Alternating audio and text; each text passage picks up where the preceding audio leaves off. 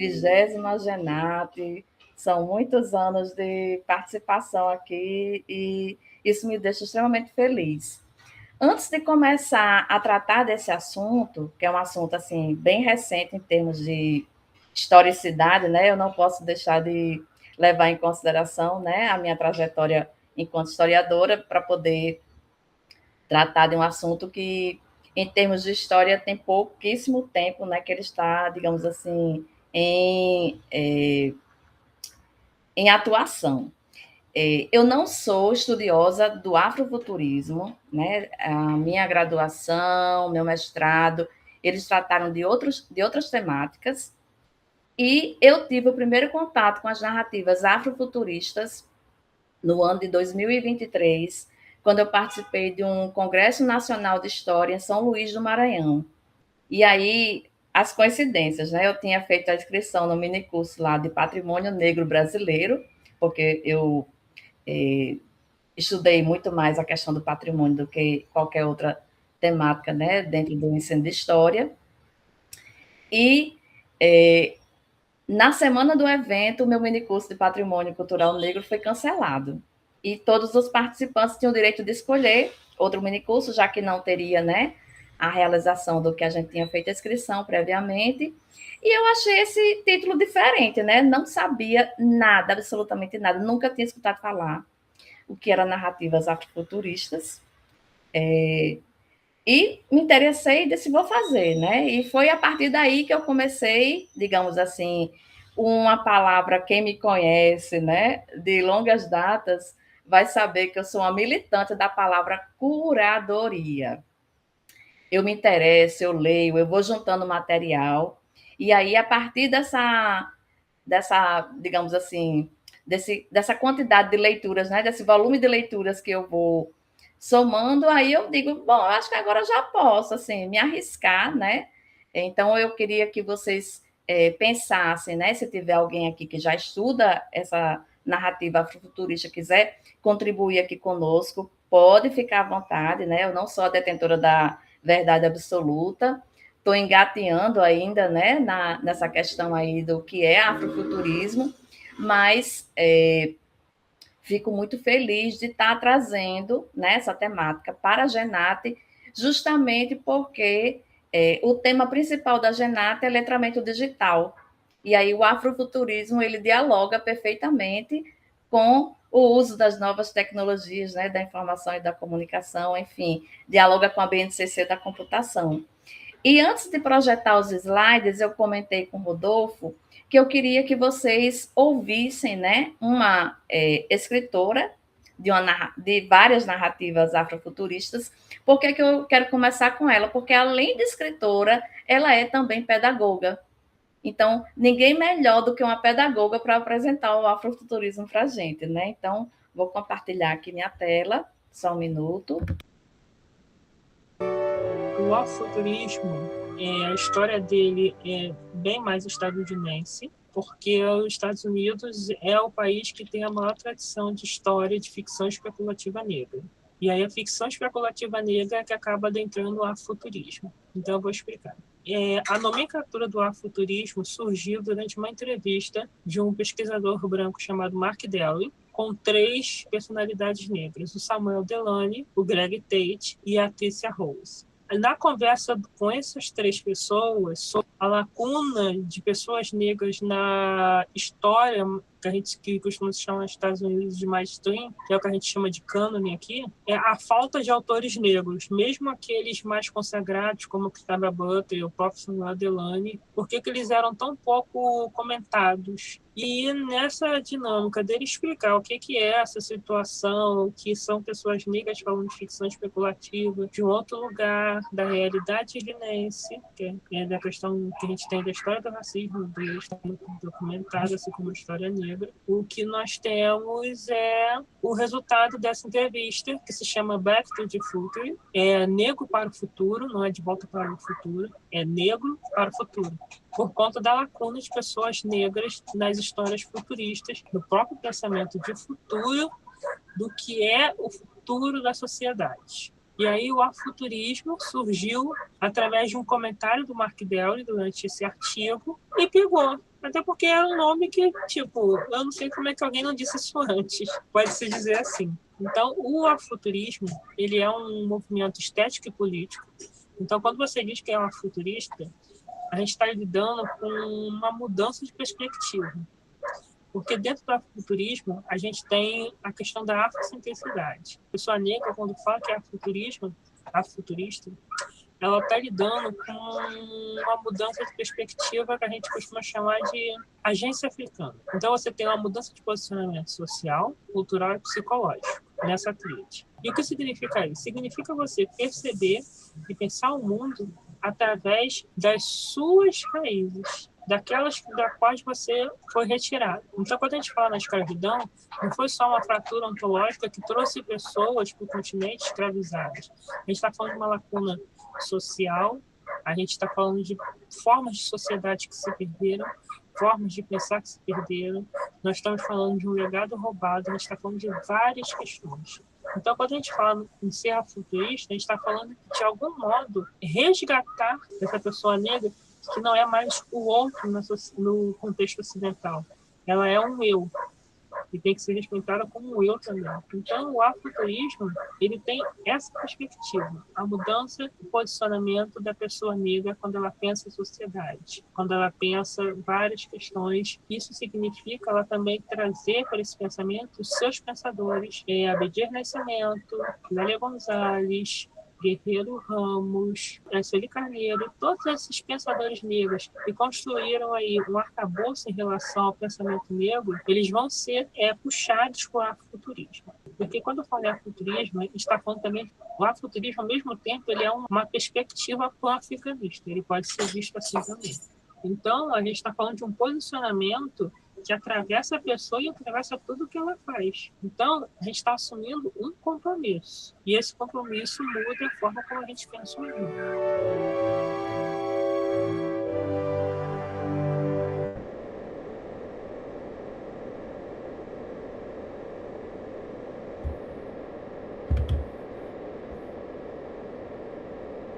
Rodolfo, por favor, pode projetar os slides. Bom, e é com essa apresentação, né, da escritora Lu Aizala, né, que a gente dá início, né, ao nosso mini curso, trazendo essa série de reflexões, né, sobre a historicidade do afrofuturismo, sobre a relevância dele para a contemporaneidade. Pode passar, Rodolfo, por favor.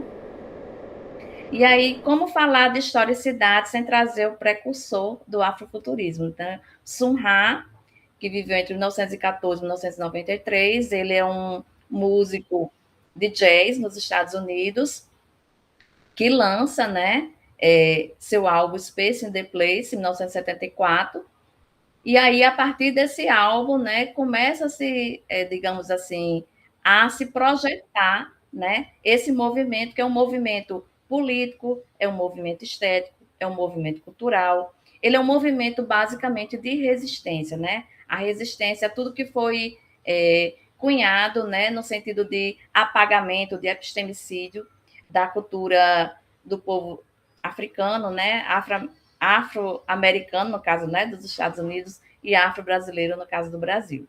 Pode passar, Rodolfo, por favor. E aí, quem cita, né, nominalmente o termo afrofuturismo, né? A gente viu que o Sun Ra foi o precursor dentro do que a gente entende por estética, né? E enquanto teórico, nós vamos ter o Mark Dery, né, nesse artigo aí, Black to the Future, em 1994, que traz a discussão para o termo, né, o que seria afrofuturismo. E aí, a partir dos estudos de Mark Dery, né, outros teóricos foram se debruçando sobre a temática, e o mais importante é que os estudos que surgem a partir de 1994 são estudos protagonizados por pessoas pretas, né? Isso é o mais importante para a gente entender o afrofuturismo. Pode passar, Rodolfo. E aí eu trago, né, uma citação do teórico Samuel Delany, né, que nasceu em Nova York em 1942, Sem uma imagem do amanhã, somos encurralados por uma história, economia e política cegas, para além do nosso controle. Somos amarrados em uma teia, em uma rede, sem chance de lutar pela liberdade. Somente tendo imagens claras e vitais de muitas alternativas, boas e mais, de onde se pode ir, é que nós teremos algum controle sobre o modo com que devemos, na verdade, entrar em uma realidade na qual o amanhã trará tudo muito rápido e nada dá tal profusão e riqueza de imagens dos nossos amanhãs, embora muito delas deveriam ser revisadas do que a ficção científica. Nova York, em novembro de 1978. Então, o Samuel Delany ele vem justamente, né, sacudir aí a sociedade, porque as narrativas afrofuturistas escritas por ele traz um forte conteúdo de denúncia social, né, ele combate as desigualdades, ele combate a questão do racismo, e ele também vai tratar de um outro tema muito sensível, né, que é justamente quando você se autodeclara ou quando você é vítima, né, de preconceitos por ser homossexual. Então, ele está aí tratando raça e gênero, né, na escrita dele, e isso traz todo um desconforto, né, porque, infelizmente, né, se a gente pensar na nossa sociedade ocidental, a gente tem uma dificuldade muito grande de conviver com outras narrativas que não seja a narrativa, né, cristã, colonialista, né, ou da colonialidade, né, e quando se pretende, né, romper com essa narrativa, né, hegemônica, então essas produções intelectuais vão gerando, né, aquele movimento de resistência e ao mesmo tempo vai incomodando, né, o status quo. Rodolfo, por favor. E aí eu trago mais uma expoente norte-americana, né, a escritora Octavia Stelly Butler, 1947-2006, nasceu do estado da Califórnia e tornou-se conhecida por concentrar nas suas narrativas a ficção científica e a literatura especulativa. As denúncias sociais estiveram presentes nas suas obras, combatendo as opressões. Além disso, a identidade racial e de gênero atravessava a sua escrita. Sua trajetória de escritora teve início em 1970. Então, a gente pensar que de todos os campos, né, na questão dessa presença feminina, né, na literatura, dessa questão, né, do homossexual que se incomoda com toda a violência que é praticada, né, contra os homossexuais a partir do Samuel Delano. Então, essas escritas elas estão o tempo todo se entrecruzando, estão atravessando, né, a sociedade a partir desse viés, né, de ruptura que eu já coloquei aqui. Rodolfo, por favor. E aí eu trago esse conceito, não está nos livros, né? Esse conceito eu filtrei a partir do que eu compreendi. Eu disse, bom, eu levo o posicionamento, né, dos teóricos, mas eu, enquanto professora, como é que eu entendo todo esse processo histórico? Então, para mim, o afrofuturismo é um movimento político, artístico e cultural, cuja essência consiste em construir narrativas afrocentradas. Em alguns textos, não, em alguns textos eu vi o termo afrocentrada, e em outros textos eu vi o termo afrodiaspóricas. Então, são nomenclaturas, né, que estão surgindo o tempo todo para dizer que é possível, sim, construir narrativas, né, que são diferentes da narrativa hegemônica e que tem, né, uma potencialidade incrível porque trata de construções históricas a partir do ponto de vista justamente das pessoas que foram apagadas propositalmente, né, por uma elite, de não aparecerem nas narrativas oficiais. Então, é um movimento afrocentrado porque ele traz, né, novas possibilidades de diálogo, novos conhecimentos, novas rupturas, né, que vão surgindo ao longo do processo histórico para nos chamar, né, para outras possíveis outros futuros possíveis, né? E tudo isso permeado, né, justamente pela tecnologia. Eu trouxe aí a imagem, né, do filme Pantera Negra, porque quando se fala em afrofuturismo, imediatamente, né, se remete ao filme, porque o filme ele bebe nos conhecimentos ancestrais do continente africano, mas ele traz uma tecnologia de ponta, né, na Wakanda, né, que é a cidade onde se passa toda a narrativa. Então, para mostrar aí à sociedade, né, a potencialidade, né, dessa sociedade que está muito além do nosso tempo, né? Ela está no nível tecnológico muito de vanguarda, muito futurista, então trazendo essa reflexão para a gente. E aí a outra imagem, né, dessa garota numa realidade totalmente virtual, trazendo, né, uma garota preta, né, trazendo essa necessidade desse diálogo com a tecnologia. E também em consonância, como eu falei inicialmente, né, com a BNCC da computação, com a necessidade da gente incorporar o letramento digital. Rodolfo, por favor.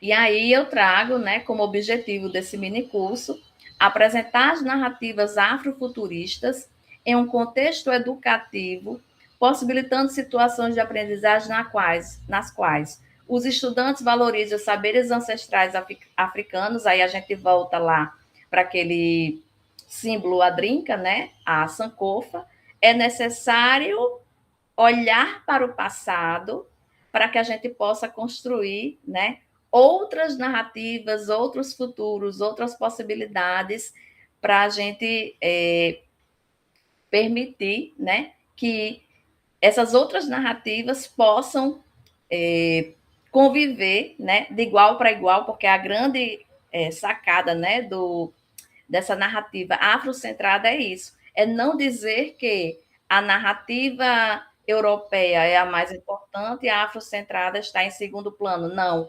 Todas as narrativas são importantes e precisam estar ali, ocupando os espaços e sendo vistas, sendo conhecidas. Então, valorize os saberes ancestrais africanos, suas produções científicas e tecnológicas. Então, minha fala aqui vai ser o tempo todo reforçando essa necessidade de ampliar os repertórios no que diz respeito à produção científica e tecnológica de pessoas negras, rompendo com o viés reducionista do contexto histórico da escravização. Infelizmente, a gente ainda se depara, né, com muitas imagens em filmes, em revistas, em livros didáticos, de que a participação de pessoas pretas está totalmente, né, atrelada ou limitada ao contexto histórico da escravização. E a gente sabe que eles produziam, né, conhecimento científico e tecnológico muito antes desse processo de escravização ter início. Então, a gente precisa fortalecer essas narrativas para que os estudantes sintam-se representados nas narrativas e também eles possam galgar outros patamares, né? Porque sempre se relaciona, né, o trabalho realizado por pessoas pretas a um trabalho de subserviência, né? Ou seja, um trabalho que é meramente de esforço físico, né? Não se valoriza a intelectualidade de pessoas pretas. E aí as narrativas afrocentradas justamente desconstrói essa perspectiva, né, limitante, para que amplie-se esse olhar e essas pessoas possam, sim, divulgar, porque produzir conhecimento já produzem, mas ter espaços de divulgação e de circulação desses conhecimentos afrocentrados. Rodolfo, por favor.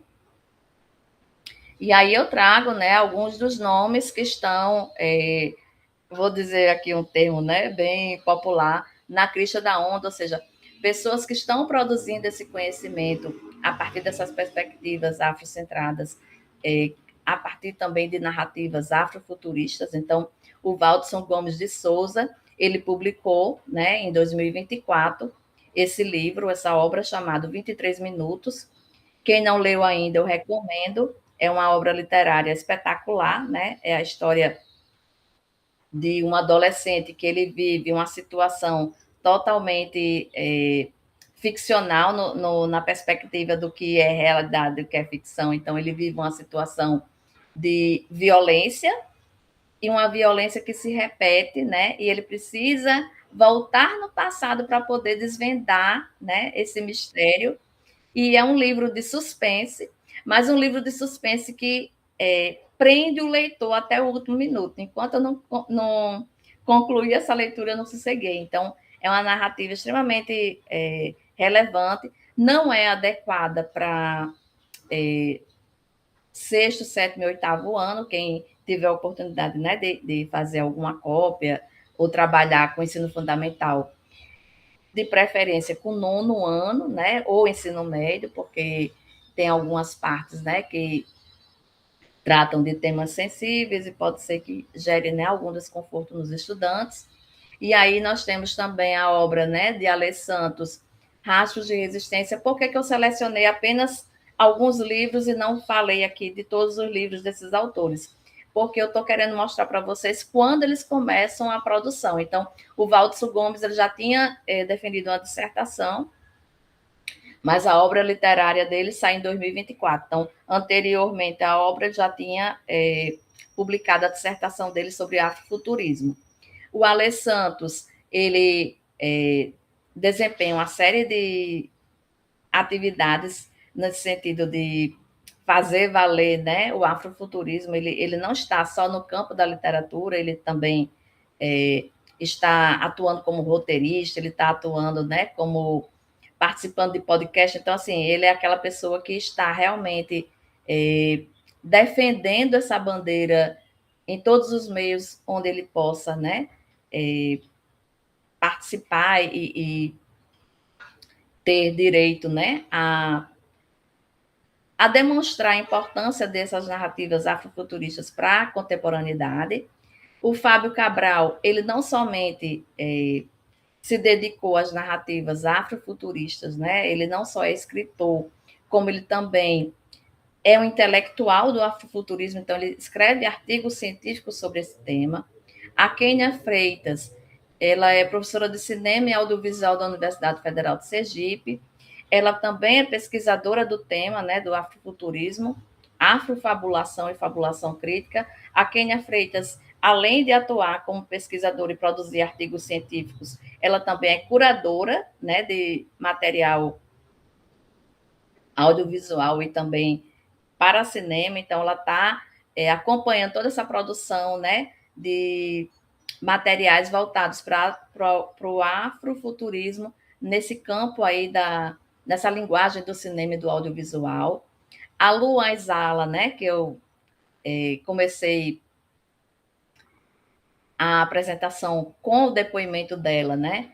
Ela é pedagoga, escritora, né? A primeira obra afrofuturista dela foi Em Verdades, Duologia Afro-Brasil, que foi do ano 2016. E uma pessoa que é bastante conhecida, né? Porque, além de pesquisadora, né? Doutora em literatura africana e pós-doutora em filosofia africana, a Azangeri, ela tem um canal no YouTube, né? E ela traz várias perspectivas dessas narrativas afrocentradas para divulgação, né, num meio totalmente popular, que é o YouTube, assim, de fácil acesso. Então, é importante conhecer esses nomes, né, se apropriar do que eles estão produzindo, para a gente poder avançar nessa compreensão do que seria afrofuturismo. Rodolfo, por favor. E aí eu trago, né, eu não sei se eu vou dizer a grafia do nome dela correta, mas, enfim, é o que temos para hoje. Saidia Hatman, ela nasceu em 1961 em Nova York, e o que é que ela percebeu na pesquisa dela? Ela percebeu que, quando ela pesquisava os arquivos coloniais, ela não encontrava a história de vida de muitos africanos escravizados. E ela não se conformou com essa ausência.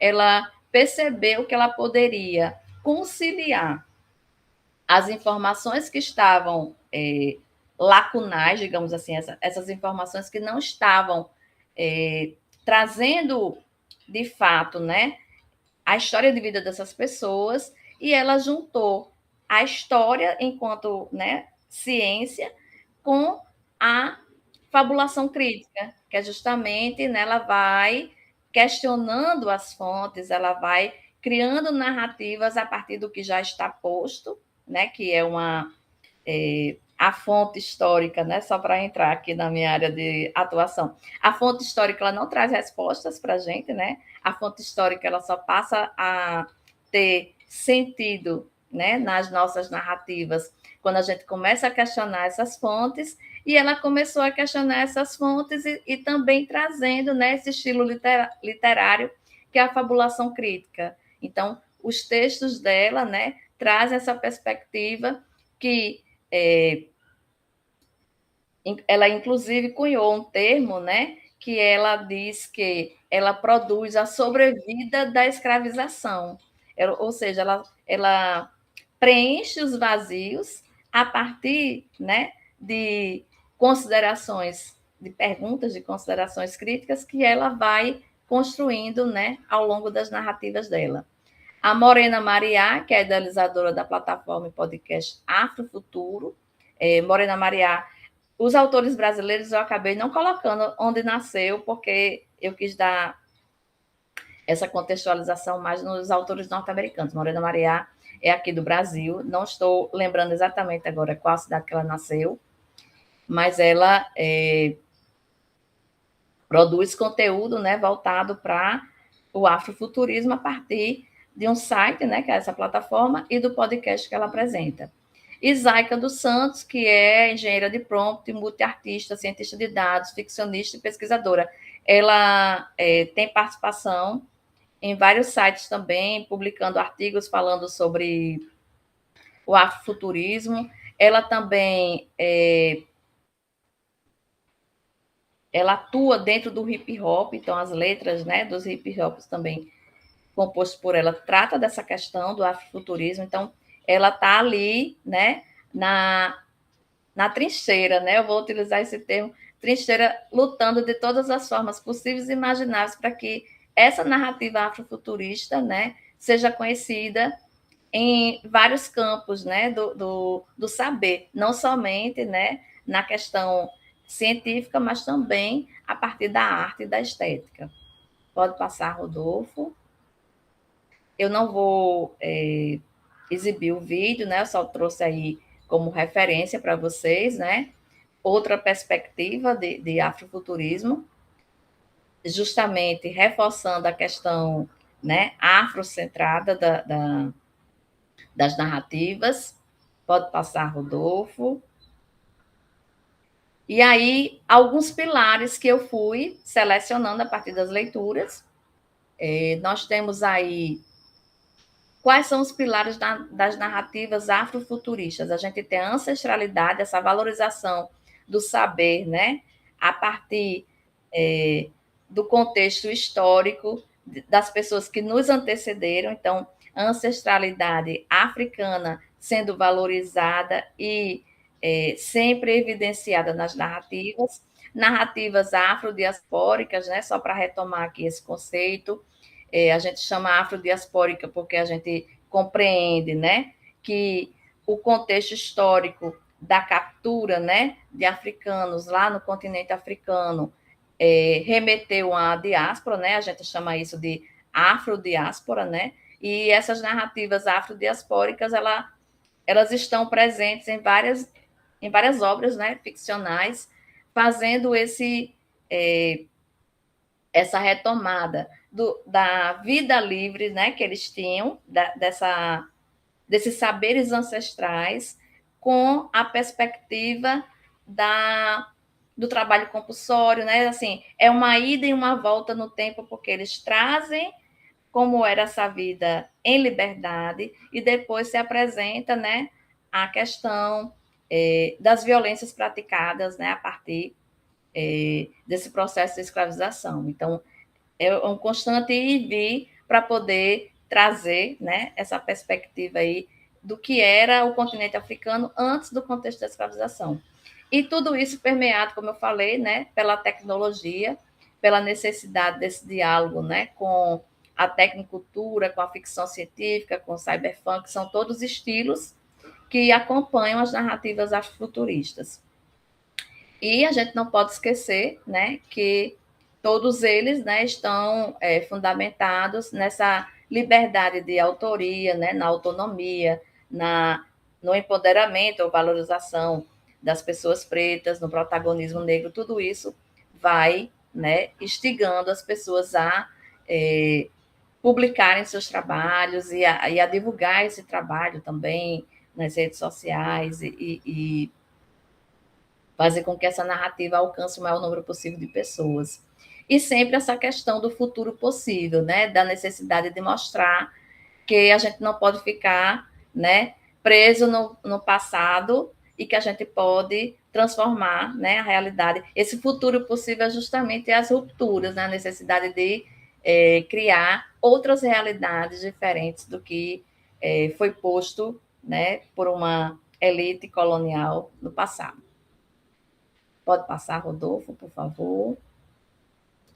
E aí eu trago, né, algumas indicações de plataformas educacionais afrodiaspóricas, né, para a gente poder pensar aí outros futuros possíveis. Então não adianta só eu explicar o que é o afrofuturismo, mas como é que a gente pode mudar, né, essa realidade utilizando o material didático, né, dentro dessa perspectiva afrocentrada. Então, Afrofuturo, tá aí o link, Afrofile, mapa de dados, anos finais de ensino fundamental, griot educacional, alguns chamam Geledez, outros Geledez, então Geledez, Instituto da Mulher Negra, Afronúcleo de Pesquisa e Formação em Raça, Gênero e Justiça Social, por mais meninas e mulheres negras nas ciências, então nós temos aí inúmeras formas, né, de mobilizar as estruturas sociais e mudar mesmo essa sociedade, ampliando essas narrativas. Sempre a nossa preocupação é ampliar. Trago também sugestões de sites que disponibilizam games, né, de forma gratuita, trazendo justamente, né, essa narrativa afrocentrada a partir dos jogos digitais. Então, tem aí Trilogia Sankofa Arcade, É Doce, isso aí são todos jogos, viu? Ilê, Ori, Amora, Nova Califórnia, aí coloco o site para vocês. Trago o Afro RPG, né? Todo mundo aqui já deve ter ouvido falar. Os jogos tradicionais de RPG no passado eram muito voltados, né, para a narrativa eurocêntrica, né? E aí é outra perspectiva totalmente diferente, com autores negros, com pessoas negras sendo protagonistas, bem-sucedidas, né? Essa perspectiva aí da valorização da ancestralidade negra. Pode passar, por favor. Eu posso, quando eu terminar a apresentação, colocar esses links todos para vocês, porque aí eu vou querer ouvir vocês. Deixa eu só, né, dar seguimento aqui para a gente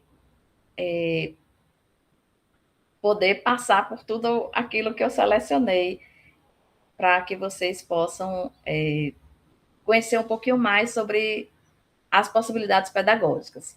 Então, uma possibilidade pedagógica seria o docente, né, ou a docente, fazer um inventário ou mapeamento das invenções e também pesquisas protagonizadas por pessoas negras. Então, para que a gente possa valorizar esses saberes ancestrais, então a gente tem aí, né, alguns exemplos. A Ciência Africana, que aí é um site trazendo, né, toda essa retomada aí das invenções e das pesquisas realizadas por pessoas pretas.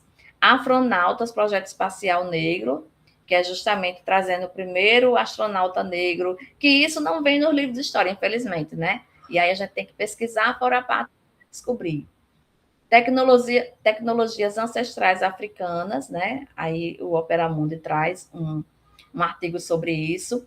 O ensino de física e astronomia pela perspectiva afro-indígena. Então, já existem estudos de astronomia que são denominados de etnoastronomia, existem estudos de botânica que são denominados etnobotânica, e tudo isso estudar, no caso, a etnoastronomia, estuda o espaço a partir da perspectiva das narrativas indígenas e africanas, a etnobotânica estuda as propriedades medicinais das plantas a partir dos conhecimentos ancestrais ou saberes tradicionais dos indígenas e também dos africanos. Então, tudo isso são possibilidades para a gente levar para a nossa sala de aula.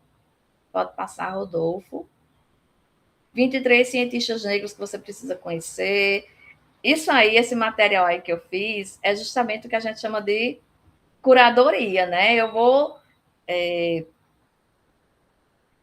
ampliando aí esses olhares, acrescentando mais informações para a gente ter conteúdo para trabalhar em sala de aula e sair um pouquinho, né, do que está posto no livro didático. A gente sabe que o livro didático é a nossa principal ferramenta, porque, infelizmente, né, não existe tecnologia suficiente para a gente levar, né, uma aula mais de vanguarda para a escola, mas aí a gente tem nessas opções aí que vocês podem ver, né, se conseguem viabilizar o acesso desses sites a partir dos tablets que tem na escola. Então aí vocês vão conversando lá com o núcleo de o NTE, né, o Núcleo de Tecnologia Educacional do CEMURI, para ver de que forma essa internet pode ser acionada via tablet. 23 cientistas negros que mudaram o mundo, ponto memória, protagonismo de cientistas negros.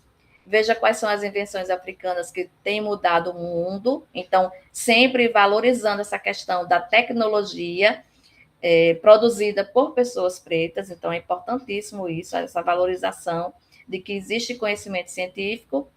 E eu trago para vocês agora um trechinho não é, né, obviamente, o livro todo para download, porque não está disponível, né? A gente tem que comprar. Então, eu trouxe apenas um trecho que eu encontrei na internet do livro Céu Entre Mundos, dessa narrativa, né, produzida a partir dessa obra, para que a gente tenha contato, né, com a narrativa, o que é uma narrativa afrofuturista em sentido literal, ou seja, a gente fazendo a leitura. Aí eu trouxe, né, a foto da autora e a foto do livro, né, O Céu Entre Mundos. Pode passar, Rodolfo, por favor. Gente, antes de começar a leitura, eu vou só tomar um.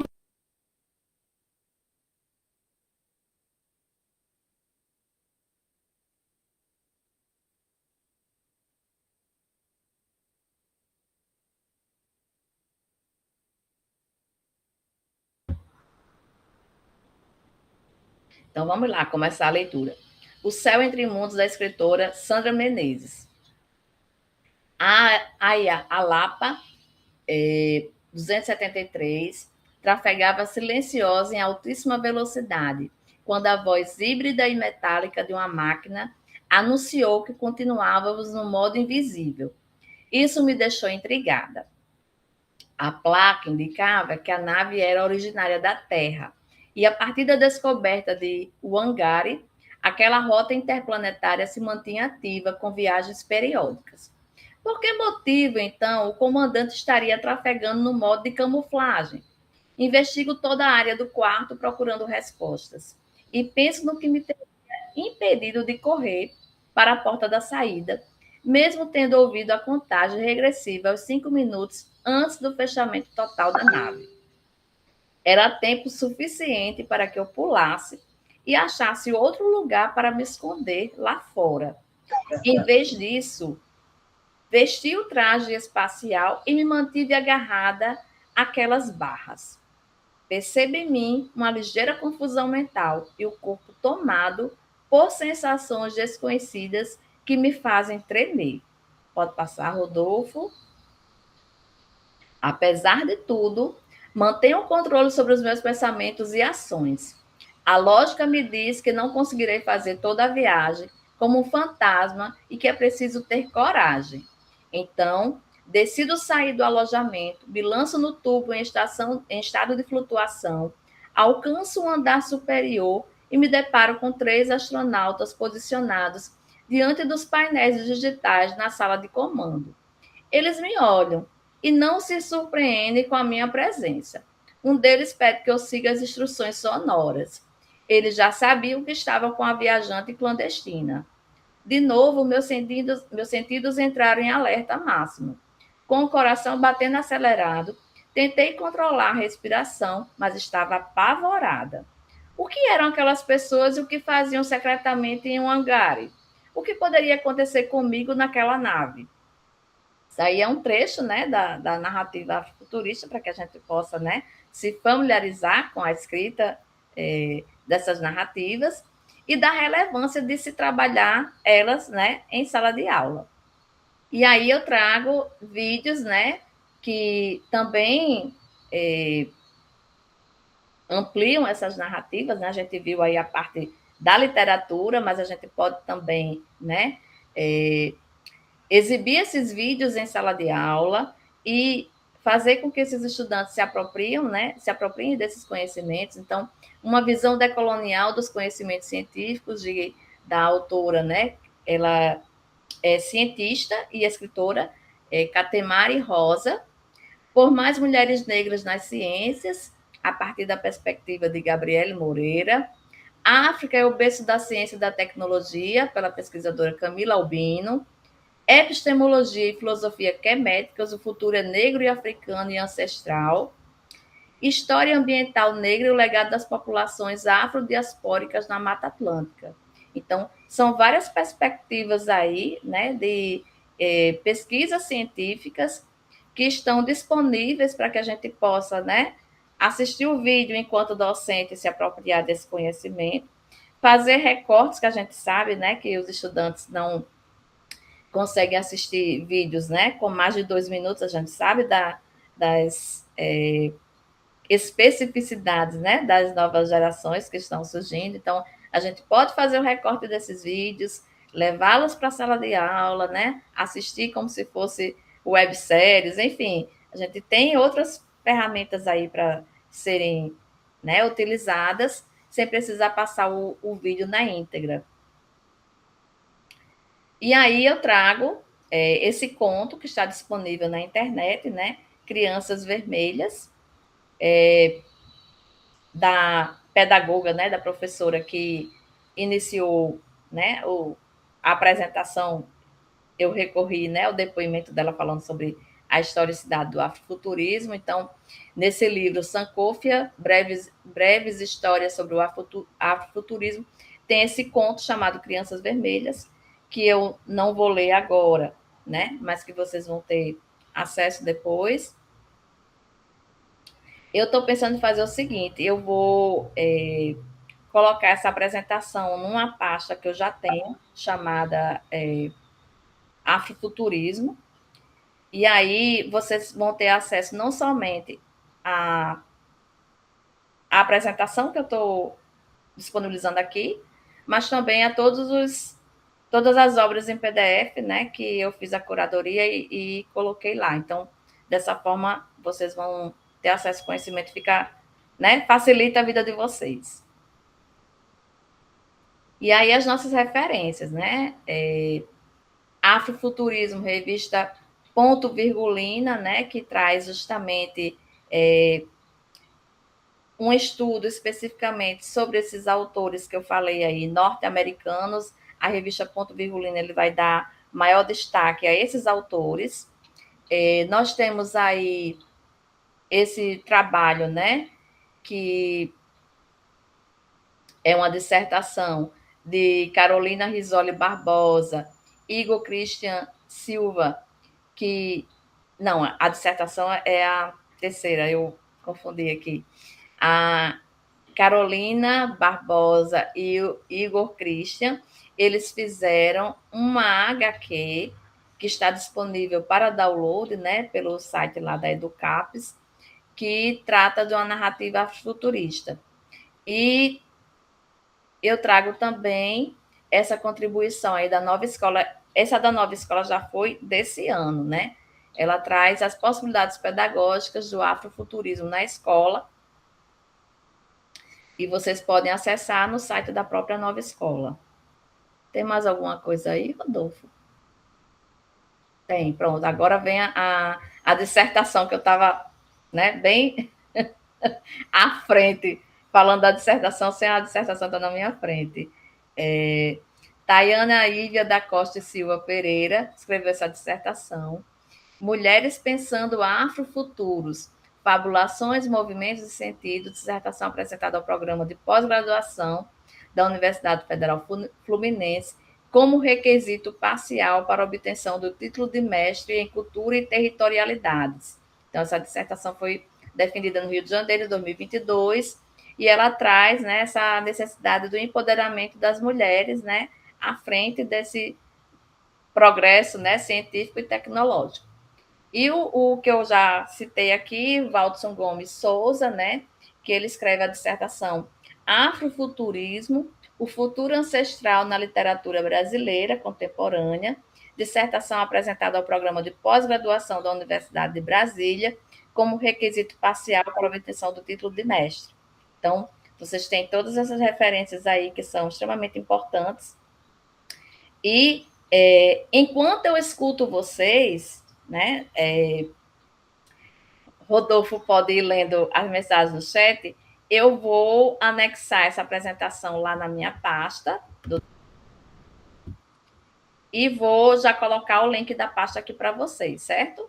Que aí eu já cumpro a minha função social de assessora pedagógica.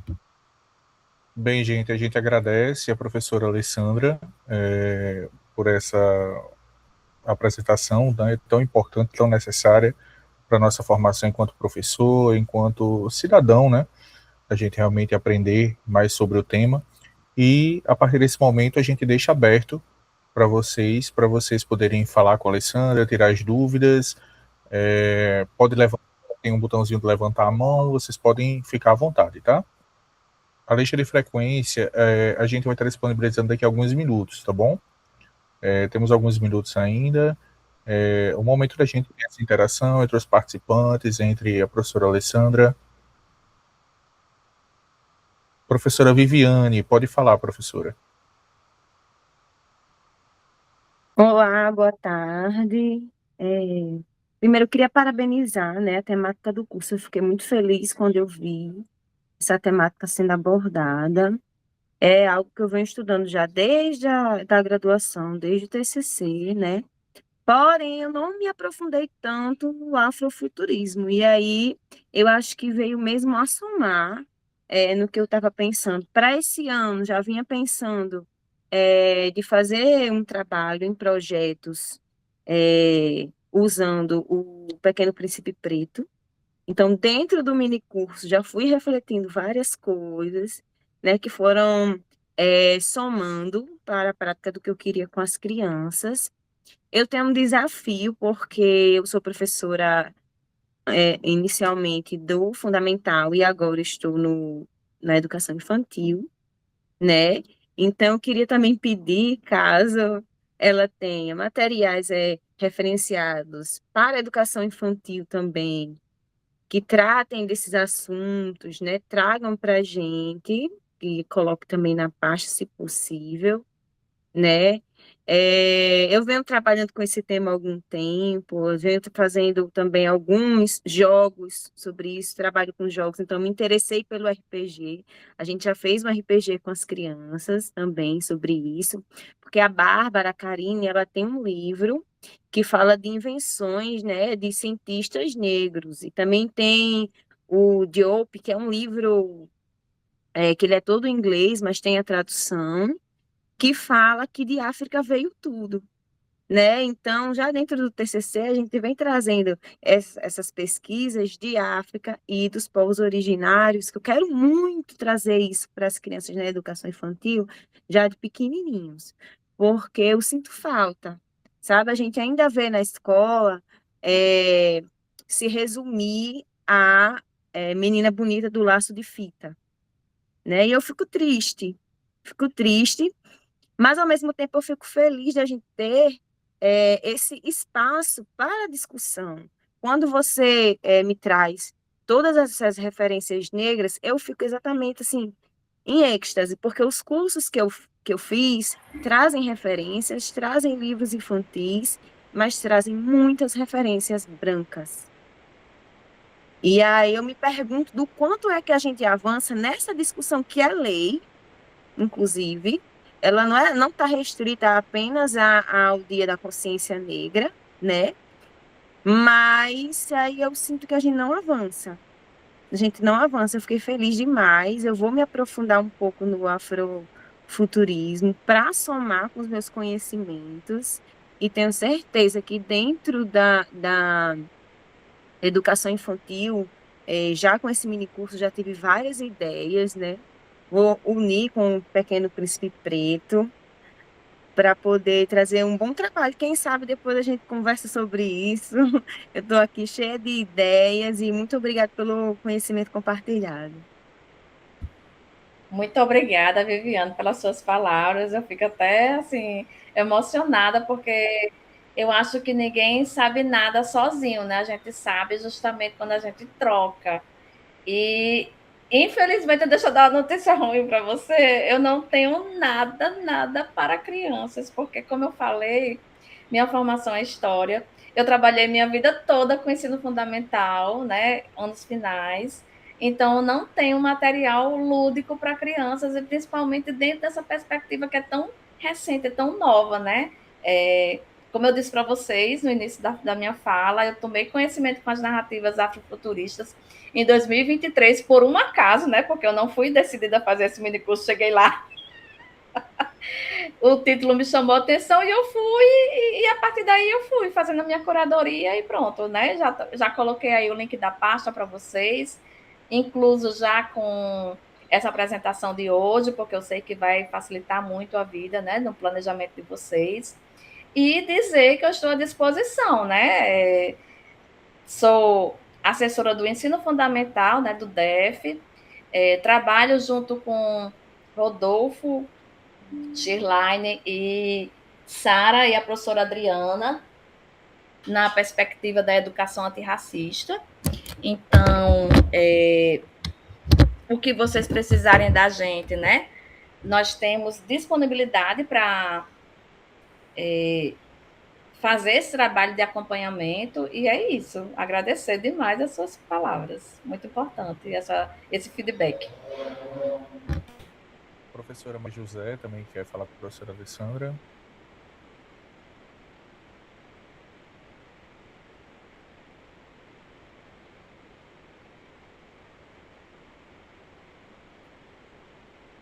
Pode falar, professora Maria José.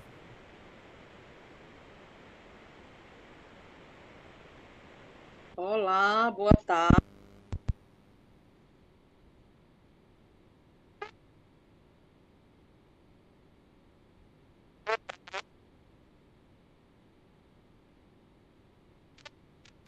Parabenizar, né, pelo trabalho. E quando ela falou aí, eu não ia nem levantar minha mão. Aí ela falou no Pequeno Príncipe Preto. Aí eu digo, vou levantar. Vocês estão me ouvindo? Dá um sinal que sim. Ok. Eu estou com um trabalho agora. Bem, já trabalhei com o Pequeno Príncipe Preto. E aí eu trabalho em AEE. E aí é com autistas e deficientes intelectuais, enfim, né? PCDs. E eu fiz já um trabalho com o Pequeno Príncipe Preto, e a proposta foi para que depois eles produzissem coletivamente um quadro, telas, pintada por eles com o Pequeno Príncipe Preto. Tá? A gente trabalhou a questão em vídeo, depois a contação de história, e depois a gente foi para a produção de telas. Inclusive está na sala, tem lá essas telas. E agora eu estou com. Todo ano eu faço uma sequência didática que volta para a questão da cultura afro. Então, o primeiro foi Pequeno Príncipe Preto, depois eu trabalhei a questão dos trioramas das escritoras negras, que aí entrou Alta de Souza, do Rio Grande do Norte, e entrou Carolina de Jesus. E esse 2024, eu resolvi trabalhar a questão dos jogos digitais com narrativas africanas. E aí isso foi um projeto com ação para fazer a pesquisa de mestrado, né? A gente está agora em fase de conclusão, mas os jogos já estão publicados na plataforma WordWall. Foi produzido por 4 autistas de 2 escolas. E o que é a dissertação, né? A dissertação é mostrar que eles têm a capacidade de construir, os autistas, mas aí com base subsidiados pelas narrativas africanas. E pós a construção foi feita a interface com alunos da sala regular, para a gente ver o resultado, a efetividade, a aceitação. E aí a gente está preparando para defender agora. Mas, assim, aprofundamento na questão afro. As narrativas de forma contextualizada a nível de ensino fundamental, 1 e 2. É a minha experiência. Que, no caso, a sua é para um grupo maior, né, professora? Alessandra. Não, na realidade, esse trabalho que eu apresentei aqui, ela é direcionada para quem tiver interesse de levar, né, esse material para a sua sala de aula. Não é um trabalho acadêmico. Eu falei aqui que minha dissertação do mestrado não tratou dessa temática. E aí, eu acho que a provocação aqui desse minicurso é dizer para vocês que vocês podem produzir material didático pedagógico nessa perspectiva das narrativas afrocentradas, né? Eu trouxe inicialmente para vocês a fala de uma pedagoga que ela se sentiu incomodada pelo fato de não ter material didático e ela passa a escrever narrativas afrocentradas justamente para o público dela, que são crianças e adolescentes do ensino fundamental. Então, vocês podem também produzir material, né?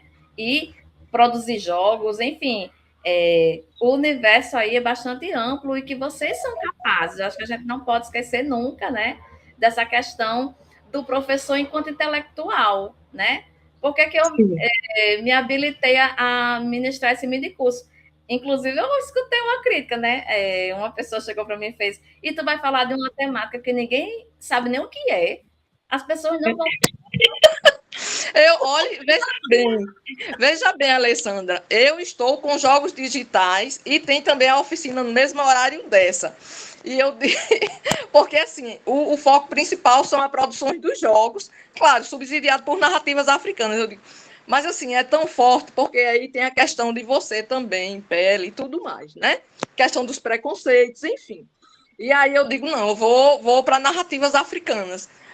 Mas, assim, o foco da minha pesquisa seria eu teria que estar participando da parte de jogos digitais, da parte da BNCC agora, com a questão, né, da tecnologia digital. E eu fiz essa... Ninguém ia assistir.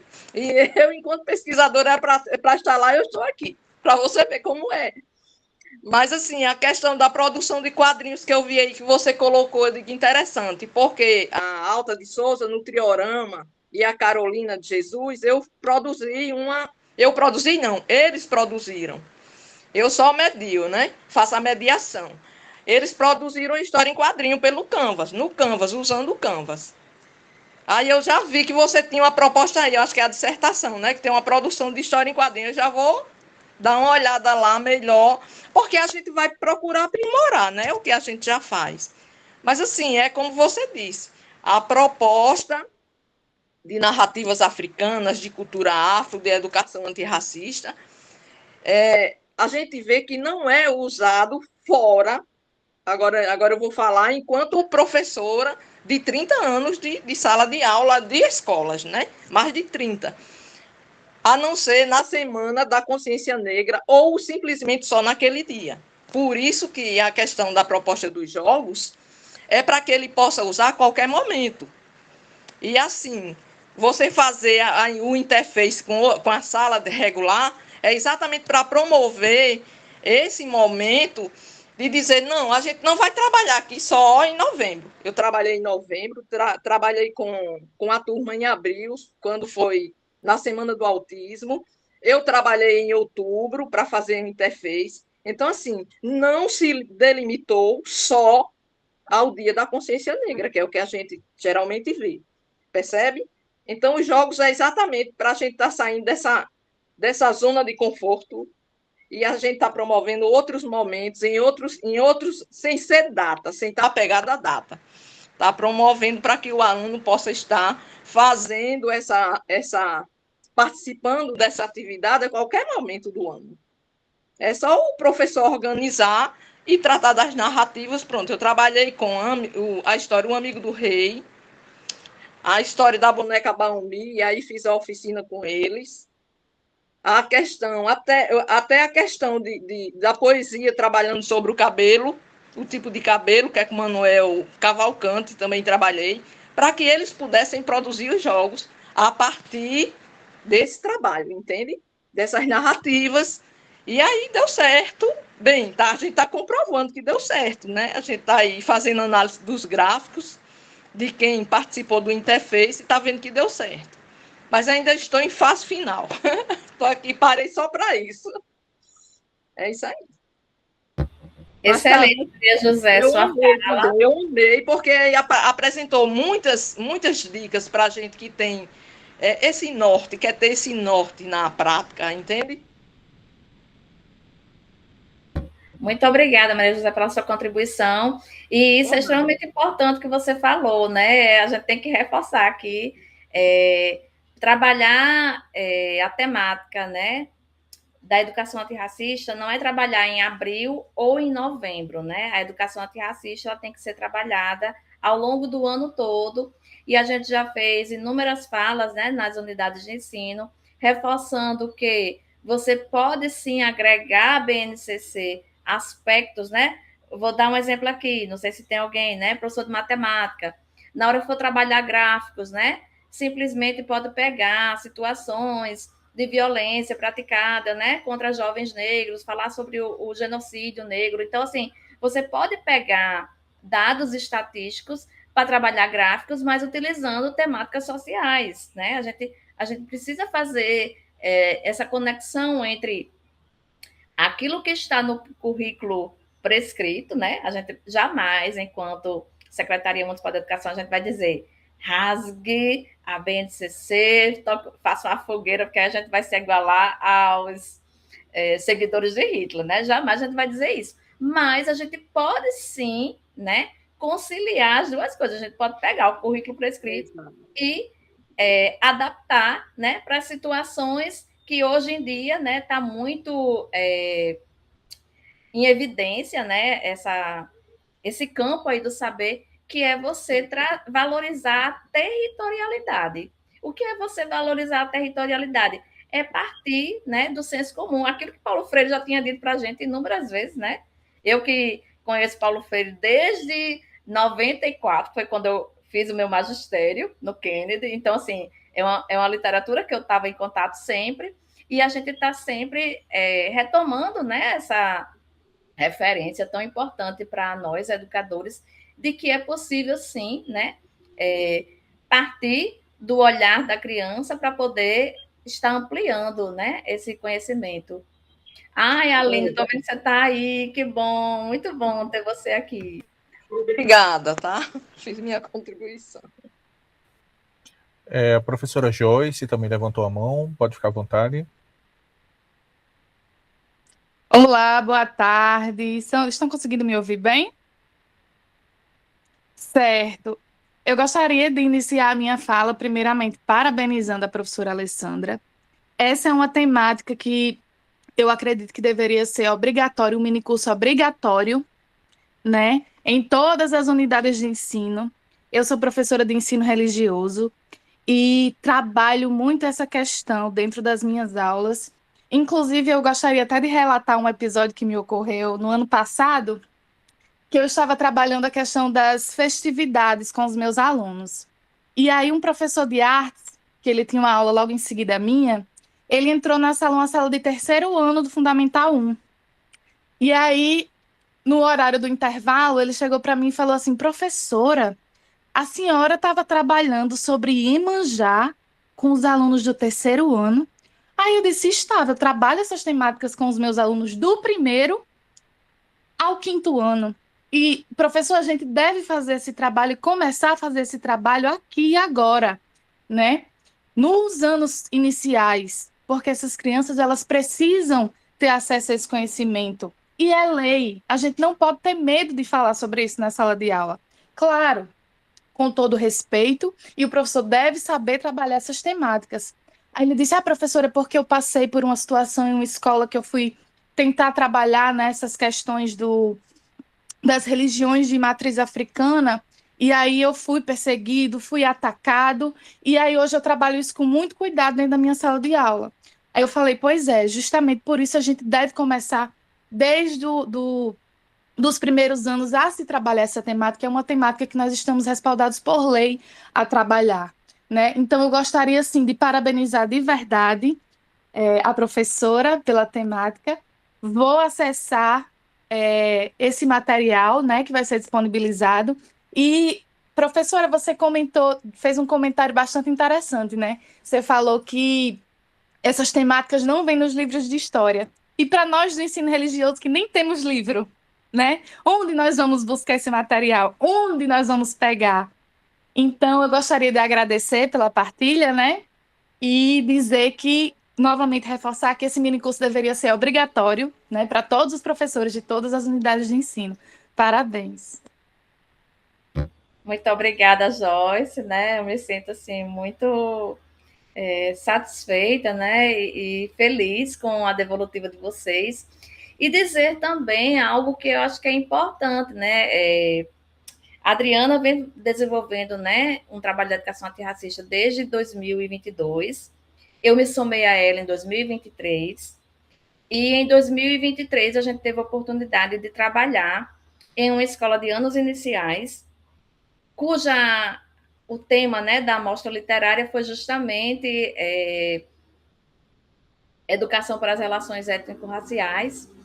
E os professores, né, dos anos iniciais levaram literatura, e o mais importante, gente, eu acho que é isso, eles levaram com entusiasmo, porque assim, se você apresenta, né, é a história do vender o peixe, se você apresenta aquilo ali como algo extremamente importante para a formação, né, dos nossos estudantes, existe uma sensibilidade muito forte por parte da comunidade. Era uma comunidade onde predominava a questão da fé, né, evangélica, ou seja, a religião predominante na comunidade, eles eram evangélicos, e os professores levaram os livros, inclusive livros literários que falavam de orixás, e houve uma repercussão e uma receptividade muito boa por parte dos pais, não houve rejeição da temática. Agora, se você já vai falar, digamos assim, infelizmente nós somos o que, fruto de, né, de nossas leituras, de nossa religiosidade, das nossas experiências. Então, se a gente já vai com reticência, se a gente já vai, digamos assim, com o filtro ou a lente, né, da intolerância religiosa ou do racismo religioso, então a gente não consegue convencer ninguém ao nosso redor. Tem isso também, assim, a gente precisa ter esse cuidado de, na hora da gente estar falando sobre esses assuntos sensíveis, são assuntos sensíveis. Cada pessoa vai reagir de uma maneira diferente. A gente não pode falar com medo, porque se falar com medo já era, assim, já mostra que você está pisando no terreno bastante arriscado, entendeu?